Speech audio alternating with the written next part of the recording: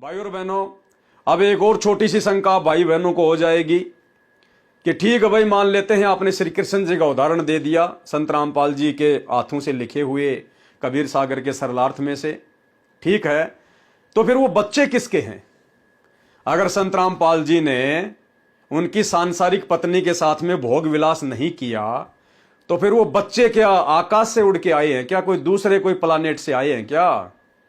वो दो लड़के दो लड़की वो किसकी है? अंजू मंजू मनोज और वीरेंद्र वो किसके हैं? भाई और बहनों, इस बात को भी हमने ज्ञान आधार से समझना पड़ेगा। अगर परमेश्वर भोग विलास नहीं करता है तो जाहिर सी बात है बच्चे भी उत्पन्न नहीं करता है। अब इस बात को हमने ज्ञान आधार से समझना पड़ेगा कि वो बच्चे कैसे उत्पन्न हुए। वो बच्चे सतगुरु रामपाल जी के बींद से उत्पन्न हुए हैं, बींद यानी उनके शुक्राणु से उत्पन्न हुए हैं, या फिर उनके वचन से उत्पन्न हुए हैं। बहुत सारी माता बहनें आपने देखी होंगी संगत में जो अक्सर अपने इंटरव्यू देती हैं कि मेरी शादी को 20 साल हो गए थे, 25 साल हो गए थे, कोई संतान उत्पन्न नहीं हो रही थी। हर प्रकार से हम डॉक्टरी परामर्श भी ले चुके थे, झाड़ फूक भी करवा चुके थे। अंत में हार कर हमें किसी ने संत रामपाल जी के विषय में बताया, हमने उनसे उपदेश लिया, उनके सामने जाकर हमने अर्ज की, विनती की, और 10वें महीने हमारे घर में परमात्मा ने संतान दे दी। अब भाई और बहनों, उस भगत परिवार में वो जो संतान आई है, वो संतान उस बच्चे के पिता के शुक्राणु से उत्पन्न नहीं हुई, वो संतान बींद से उत्पन्न नहीं हुई, वो संतान उस व्यक्ति से उत्पन्न नहीं हुई।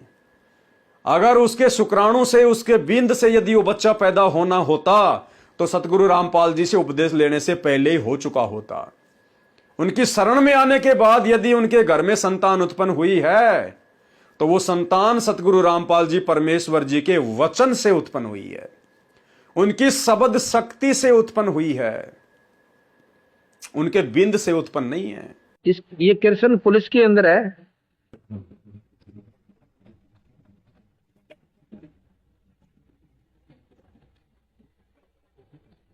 इसकी शादी को 18 वर्ष हो गए थे।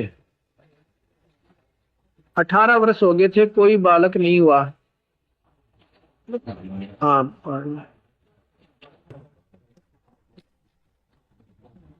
इन्होंने 18 साल बहुत गने हो से, मतलब 18 साल में आदमी अपने सारे चेष्टा करके, सियाने भी, बौड़े भी, डॉक्टर भी, परदेसी भी, अंग्रेजी भी सारी ट्राई कर ले से आखिर में 18 साल जिसका बालक नहीं, वो बांझ घोषित हो जाती है।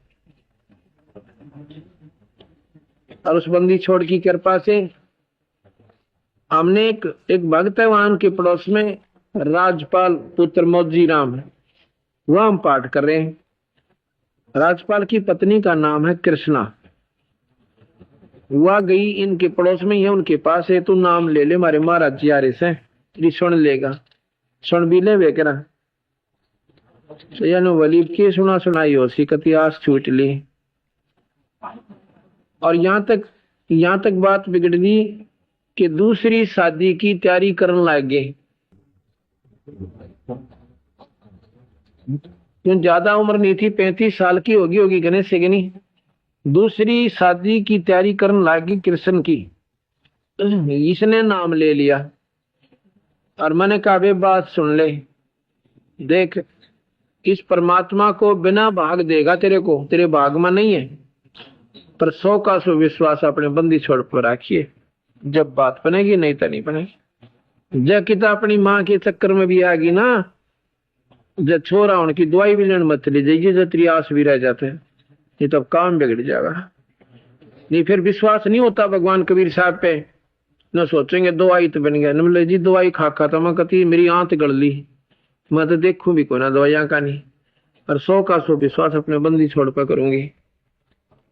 तो जी वही बात बनी, वो अपने नाम लेने के 3 महीने के बाद अपना घर चली गई। क्यों वहां तो रोज की रोज ससुराट होने लग गया, छोरा न्यो के रखा दास है, दूसरा ब्याह कराएंगे, न्यो कराएंगे, पर इसका बेचारी का आग सी लागे। क्यों दुख तो होता ही है, और वो अपने स्थान पर सच्चे।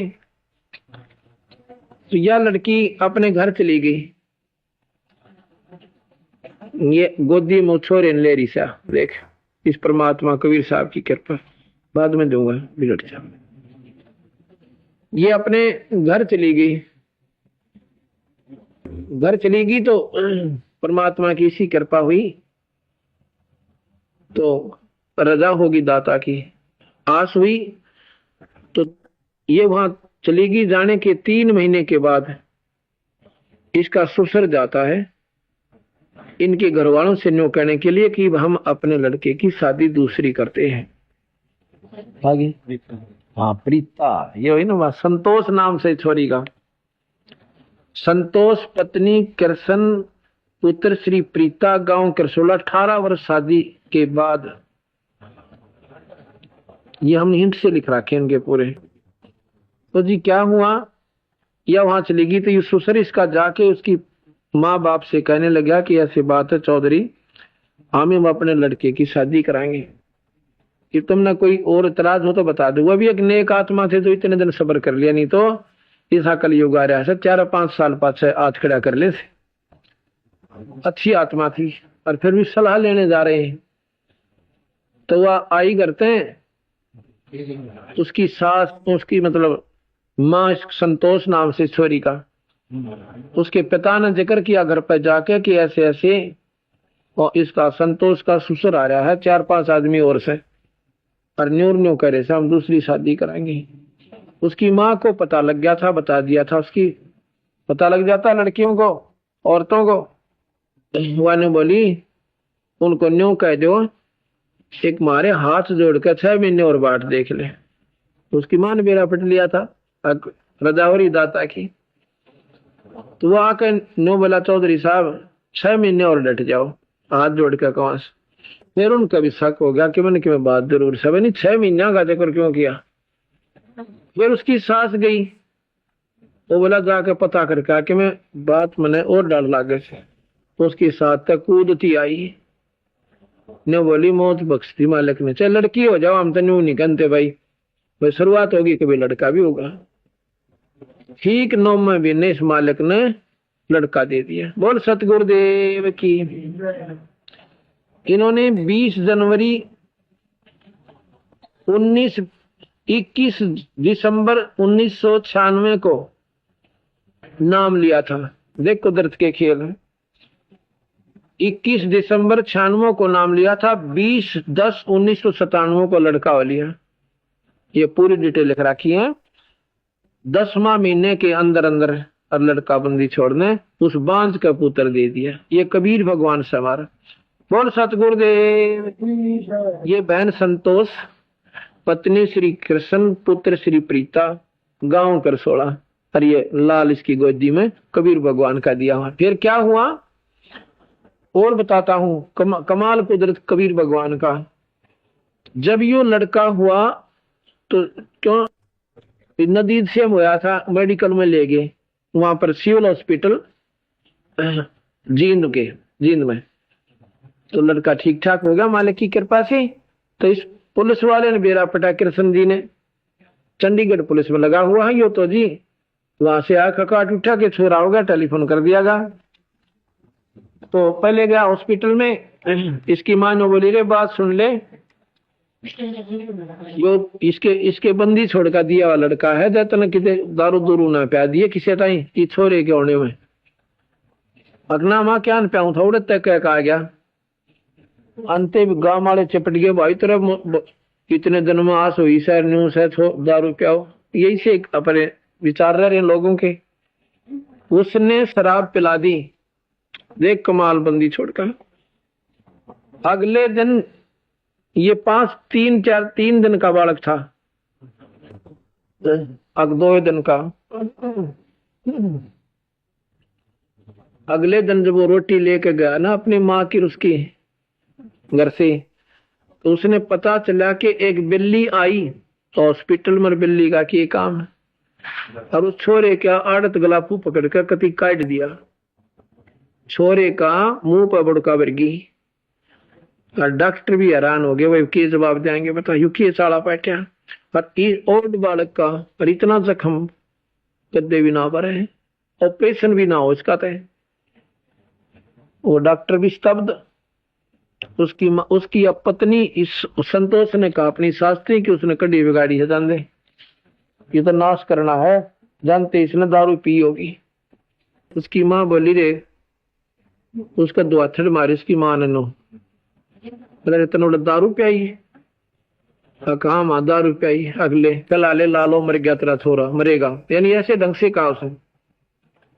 तो भी हैरान होगा, दोनों कान पकड़े और नाक रगड़े, मैं कदे भी नहीं पीऊंगा ना पियाऊंगा, ये भगवान क्यों करे बख्शते। तीसरे दिन उस लड़के का जैसे जख्म ईसा भर गया, दोनों ये बंदी छोड़ दे कुछ हाथी का गाँव भरा करे।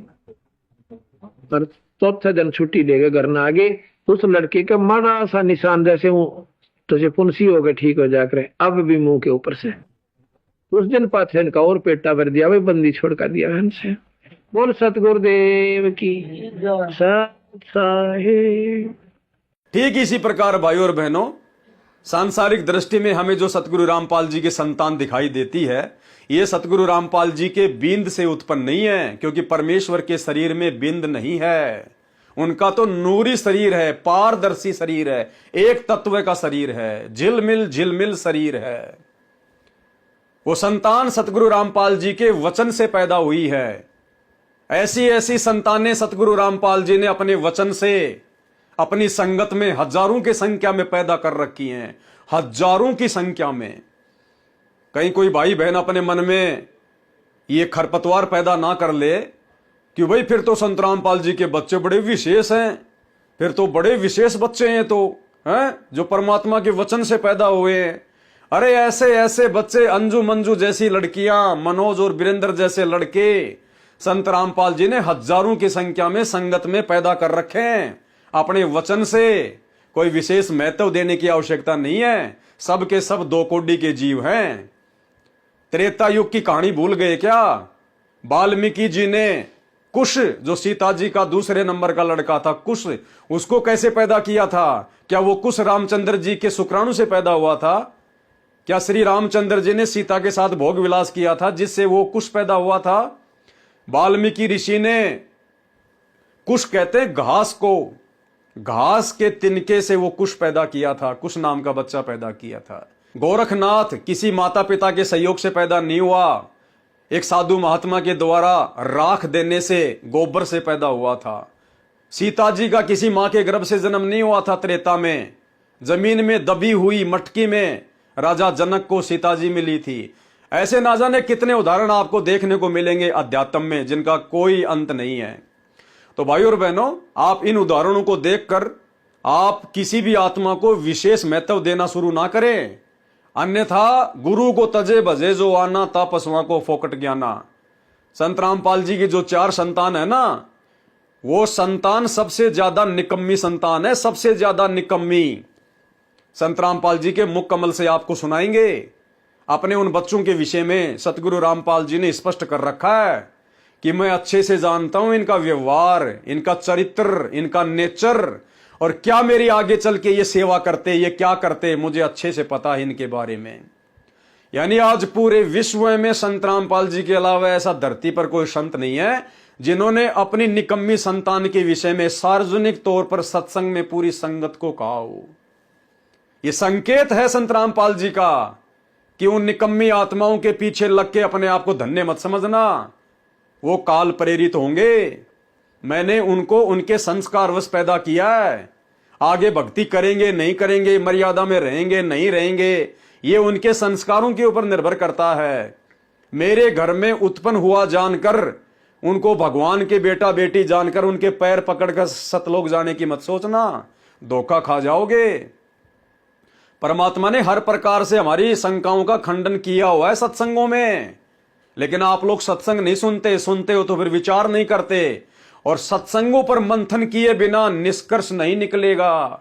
जिस प्रकार दही को मथे बिना और मक्खन नहीं निकलेगा, उसी प्रकार सतगुरु रामपाल जी के सत्संगों पर विचार विमर्श किए बिना, चिंतन मनन मंथन किए बिना वो निष्कर्ष निकल कर नहीं आएगा, और निष्कर्ष को समझे बिना हम कभी भी भक्ति और भगवान को नहीं समझ पाएंगे। तो सतगुरु रामपाल जी ने अपने 4 बेटा बेटियों के विषय में, उनके निकम्मेपन के विषय में क्या कहा है, खुद सुन लीजिए इस ऑडियो में। पुण्यात्माओं, इस दास के 4 संतान, 2 लड़के 2 लड़की थी। यदि ये दास उन्हीं में उलझ पुलझ रह जाता, अब मुझे पता हुआ मेरी कितनी की खातिरदारी करूं, खूब पता है मुझे वह क्या नेचर है उनका, कैसा उनका स्वभाव और क्या करते। अब मुझे पता हुआ मेरी कितनी की खातिरदारी करूं, खूब पता है मुझे वह क्या नेचर है उनका, कैसा उनका स्वभाव और क्या करते। अब मुझे पता हुआ मेरी कितनी की खातिरदारी करूं, खूब पता है मुझे वह क्या नेचर है उनका, कैसा उनका स्वभाव और क्या करते। अब मुझे पता हुआ मेरी कितनी की खातिरदारी करूं, खूब पता है मुझे वह क्या नेचर है उनका, कैसा उनका स्वभाव और क्या करते। अब परमात्मा के चरणों में आया हूं, मेरे लाखों चेले बेटा बेटी हो गए। अब एक को कहता हूं भाई जल लाना, 10 खड़े हो जाते हैं। ये क्या कारण है? क्योंकि मैंने परमात्मा की भक्ति का रटना लाई और उस भक्ति की शक्ति से इन बच्चों में इतनी श्रद्धा बन गई, दोनों हाथों पर रखूं अपने गुरुदेव को, अपने पिता को। तो भाई और बहनों, वीडियो आपने सुन लिया। गुरुदेव ने स्पष्ट कर दिया कि ये तो निकम्मे हैं, निकम्मे मेरे किसी काम के नहीं। और सतगुरु रामपाल जी ने ये शब्द कहकर और उनको 2008 में ही रिजेक्ट कर दिया था। जिस रिजेक्टेड माल के पीछे ये लाखों की संगत गांधारी की तरह आंखों पे काली पट्टी बांध करके अंधविश्वास कर रही है। तो भाई और बहनों, ये चारों के चारों संतान, 2 लड़के 2 लड़कियां, ये सतगुरु रामपाल जी के बींद या शरीर से पैदा नहीं हुए हैं, ये उनके वचन से पैदा हुए हैं, उनकी शब्द शक्ति से पैदा हुए हैं। और ऐसे ऐसे वचन और शब्द शक्ति से सतगुरु रामपाल जी ने अपने हजारों भक्तों के घरों में जो है संतानें पैदा की हुई हैं। तो हमारा हर प्रकार से भ्रम निवारण हो जाना चाहिए। तीसरी बात भाई और बहनों, गरीबदास जी महाराज जी खुद परमात्मा थे, उनको भी शादी करने की, बच्चे पैदा करने की कोई आवश्यकता नहीं थी। लेकिन वर्तमान इस कलयुग में व्यक्ति 1.5 शाना हो गया है। आज के समय में परमात्मा आज के जैसी ही लीला करेंगे। आज यदि सतगुरु रामपाल जी 650 साल पहले की तरह किसी तालाब में कमल के फूल पर यदि प्रकट हो जाते, तो भी उन्हें कोई परमात्मा नहीं मानता। उन्हें कोई जादू जंत्र करने वाला मान लेता, कोई सेवड़ा मान लेता, कोई भूत प्रेत मान लेता, कोई पिछली कोई आत्मा मान लेती, पता नहीं क्या क्या लोग आइडिया लगाते, लेकिन परमात्मा कोई नहीं मान पाता। इसलिए परमेश्वर अपने हिसाब से और हम जीवात्माओं को समझाने के लिए हमारे बुद्धि स्तर को देखते हुए परमेश्वर उसी हिसाब से हर युग में लीला करते हैं। तो गरीबदास जी महाराज जी ने क्यों बच्चे पैदा किए, जबकि गुरुदेव भगवान कह रहे सत्संग में कि गरीबदास जी तो पूर्ण ब्रह्म परमात्मा थे, जबकि पूर्ण ब्रह्म परमात्मा तो पूरी सृष्टि में एक ही है, कबीर देव। और वो कबीर देव कभी शादी नहीं करता, शरीर से बच्चे पैदा नहीं करता। फिर भी सतगुरु रामपाल जी भगवान कह रहे हैं कि गरीबदास जी वे तो खुद ही पूर्ण परमात्मा थे, बंदी छोड़ थे, उनको शादी करने की, बच्चे पैदा करने की कोई आवश्यकता नहीं थी। लेकिन फिर भी उन्होंने ऐसी लीला की, क्यों की? पहले सुनिए छोटा सा सत्संग। लेकिन बंदी छोड़ गरीबदासियों ने इसको बहुत आसान किया है। इसको ऐसा मार्ग बता दिया है कि आप काम करते हुए अपने खेत में, जैसे उन्होंने उदाहरण दे के बताया, नहीं तो उस भगवान ने यहां पर आने की कोई आवश्यकता नहीं थी। और ना ही उन्होंने बच्चे पैदा करने की आवश्यकता थी, क्योंकि वो पूर्ण ब्रह्म परमात्मा थे। और ना ही उन्होंने बच्चे पैदा करने की आवश्यकता थी, क्योंकि वो पूर्ण ब्रह्म परमात्मा थे। और ना ही उन्होंने बच्चे पैदा करने की आवश्यकता थी, क्योंकि वो पूर्ण ब्रह्म परमात्मा थे। लेकिन हमारे इस भ्रम को दूर करने के लिए कि आपके मन में क्या जमा हो चुकी है, हमारे अंदर भी यही थी। हम तो एक साधारण सा अपना नाम ले लिया करते थे, आरती कर लिया करते थे, जब तक हमने पूर्ण ज्ञान नहीं हुआ था। इस उद्देश्य से कि हमारे थोड़े बहुत काम सर जाएंगे, भगवान की आरती कर लें। बाकी प्राप्ति की हमें कोई उम्मीद नहीं थी, परमात्मा प्राप्ति की। जब से बंदी छोड़ गरीबदासियों का, कबीर साहिब का ज्ञान देखा, इसको समझा, और साथ में ये भी पता चला कि ये गृहस्थी थे, बाल बच्चेदार थे। इन्होंने अपने बच्चों के सारी ये क्रियाक्रम किया, विवाह भी किया और साथ में उनका पालन पोषण भी किया और फिर भक्ति करके परमात्मा प्राप्ति भी की। तो जब हमारे मन में यह कुछ उत्सुकता पैदा हुई कि जब बंदी छोड़ गरीबदास जी सारे काम को करते हुए पार हुए, तो हम भी हो सकते हैं। तो भाई और बहनों, क्लियर हो गया। गरीबदास जी ना तो किसी मां के गर्भ से जन्म लेकर आए थे, गुरुदेव भगवान ने खुद बता दिया। अब गर्भ से जन्म लेकर नहीं आए तो कौन हुए? परमात्मा हुए, क्योंकि उन्होंने आगे चल के परमात्मा वाले काम किए हैं। उसके बाद भी उन्होंने शादी की, बच्चे पैदा किए अपनी वचन शक्ति से, शब्द शक्ति से, और सारे सांसारिक काम किए, और सारे सांसारिक काम करते करते वो पार हुए।